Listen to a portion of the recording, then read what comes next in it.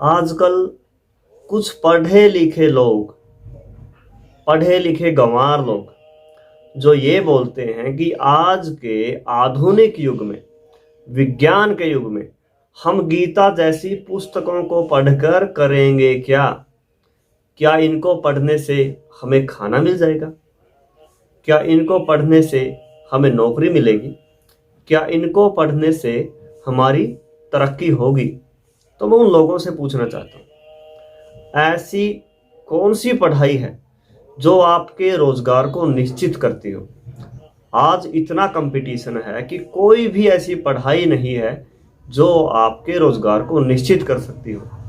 लेकिन आप अपनी मेहनत के बल पर, आप अपने हुनर को बार बार लोगों के सामने ला करके आप उससे कमा सकते हो, ये निश्चित है। लेकिन क्या सिर्फ कमाना ही जिंदगी है? सिर्फ पैसा पास होने से क्या जीवन अच्छा व्यतीत हो जाता है? ऐसे ऐसे केस हुए हैं जो अरबों खरबों के मालिक हैं, लात मार के बच्चों ने बाहर निकाल दिए हैं। ऐसे केस हैं जो सारी उम्र करोड़ों रुपए कमाए और वृद्धाश्रम में पड़े हैं। क्या करेंगे वो? क्या फायदा हुआ पैसे कमाने का? ऐसे केस हैं जिनके 3 पुत्र हैं, तीनों पुत्र विदेश में खूब पैसा कमा रहे हैं। शुरुआत में स्वयं ने कमाया, उससे बच्चों को पढ़ाया लिखाया, यही आधुनिक विज्ञान की शिक्षा दी, और वो बच्चे पढ़ लिख कर विदेश में गए, विदेश में खूब पैसा कमा रहे हैं, और माँ बाप बंद कमरे में पड़े पड़े सड़कर मर गए। कीड़े लग गए उनको, कीड़ों ने खाया। तो क्या फायदा इस आधुनिक शिक्षा का और पैसे का? आज हम बात करेंगे कि महाभारत के पहले श्लोक के अंदर ऐसा क्या है कि यदि आप उस श्लोक के ऊपर अमल करोगे तो कभी भी आपका परिवार नहीं टूटेगा, आपके बच्चे आपसे दूर नहीं होंगे, आपका भाई आपसे दूर नहीं होगा। आधुनिक शिक्षा के साथ साथ गीता जैसे पवित्र ग्रंथ को पढ़ना इसलिए जरूरी है ताकि आपके बच्चों के और आपके बीच संवाद होता रहे, आपके और आपके बीच, आपके भाई के बीच संवाद होता रहे, आपकी पत्नी और आपके बीच संवाद होता रहे। कोई ऐसी घटनाएं ना खड़ी हो कि आपके पास उन समस्याओं का कोई हल ना हो। इसलिए गीता जरूरी है, क्योंकि जो लोग ऐसी बातें करते हैं उन्होंने कभी गीता नहीं पढ़ी है। अगर गीता पढ़ी होती तो वैसी बातें नहीं करते। यदि आगे आपको कभी कोई ऐसा व्यक्ति मिलता है तो सबसे पहले उसको कहो कि आप हमें गीता का पहला श्लोक सुना दे, उसका अर्थ बता दे। 100% उस व्यक्ति को हो सकता श्लोक याद हो लेकिन अर्थ नहीं मिलेगा, क्योंकि जो व्यक्ति गीता के पहले श्लोक का अर्थ समझ जाएगा वो उसका घर कभी बिखर नहीं सकता। तो हम आज बात करते हैं उसी विषय पर।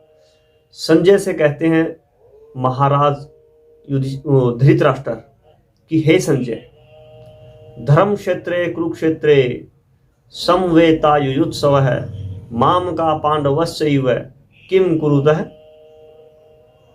संजय, किम कुर्वत संजय, कि हे संजय, धर्म क्षेत्र वो क्षेत्र कुरुक्षेत्र जहां पर कुरुवंश के पूर्वजों ने तप किया, ध्यान किया, योग किया, स्वाध्याय किया और मोक्ष तक पहुंचे, जहां पर तीर्थ स्थल हैं, पाप काटे जाते हैं, अपने पापों के विनाश के लिए वहां पर लोग जाते हैं।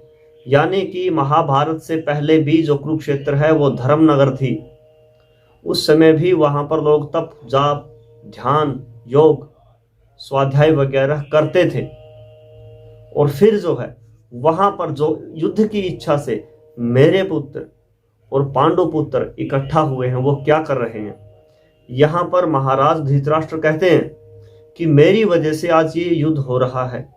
इसके लिए ना युधिष्ठिर जिम्मेवार है, ना कुंती जिम्मेवार है, ना द्रौपदी जिम्मेवार है, और ना इसके लिए दुर्योधन जिम्मेवार है। इसके लिए मैं स्वयं धृतराष्ट्र जिम्मेवार हूं, क्योंकि मैंने सदा से अपने पुत्र माम का पांडवस्यैव, मेरे पुत्र और पांडु पुत्रों में भेदभाव रखा है। अगर मैं ऐसा नहीं करता तो दुर्योधन वो कुकृत्य नहीं करता, वो बुरे कर्म दुर्योधन कभी नहीं करता जो उसने भीम को जहर दिया, द्रौपदी के साथ जो चीरहरण वाली घटना की, जो पांडवों पे सदा आक्षेप लगाता रहा, ये कर्म कभी नहीं करता यदि मैं दुर्योधन के पुत्र मोह में ना फंसता। तो आज यहाँ पर जो युद्ध हो रहा है वो मेरी वजह से हो रहा है, और आगे जो कोई व्यक्ति अपने पुत्रों में भाई के पुत्रों से ज्यादा मोह रखेगा, उनका घर भी ऐसे ही बिखरेगा जैसे मेरा बिखर रहा है। जैसे आज मेरे पुत्र और मेरे भाई के पुत्र आमने सामने हथियार लेकर के खड़े हैं, ऐसे ही आगे भी होता रहेगा। तो जो लोग श्रीमद् भगवत गीता के पहले श्लोक का अर्थ समझ गए कि अपने बच्चों के साथ और भाई के बच्चों के साथ एक सा व्यवहार करना चाहिए, तो ना तो कभी उसके भाई उनसे रुष्ट होंगे, ना उनके बच्चों में कभी कोई द्वेष होगा, और ना ही कोई ऐसी भावना होगी। और यदि कोई व्यक्ति गलत करे भीगा तो उसको टोका जा सकता है और वो मान भी जाएगा। तो अपने घर को, अपनी गृहस्थ को बचाने के लिए भाईचारा, वसुधैव कुटुंबकम, पूरा संसार हमारा परिवार, ये यदि कोई सुक्ति है तो ये सिर्फ सनातन में है। इसको सिद्ध करने के लिए, इस पे डटे रहने के लिए महाभारत के पहला श्लोक काफी है। तो जितना आप पूरी उम्र में आधुनिक विज्ञान का सहारा लेकर के नहीं कमा सकते, वो सारा अकेले महाभारत के भगवत गीता के पहले श्लोक से आप कमा सकते हो कि परिवार को जोड़ के कैसे रखा जा सकता है। जैसे यूक्रेन कभी रसिया का, रूस का हिस्सा था, वो अलग हुआ तो आज मर रहे हैं आपस में। यदि यूक्रेन और रूस भाई की तरह रहते, एक सा विकास होता हर जगह पर, मन में कोई द्वेष नहीं होता, तो आज ये युद्ध नहीं होता और अमेरिका जैसे पड़ोसी देश उनका लाभ नहीं उठाते। यदि अपने घर को मजबूती से रखना है और पड़ोसी आपके घर में कोई द्वेष उत्पन्न ना कर सके, तो उसके लिए श्रीमद् भगवत गीता का पहला श्लोक काफी है। तो यदि आपको कोई ऐसा व्यक्ति मिले तो उससे कहो कि आप सुनाओ हमें पहला श्लोक, बताओ उसका अर्थ, और फिर उनसे बात करो। इन्हीं शब्दों के साथ नमस्कार।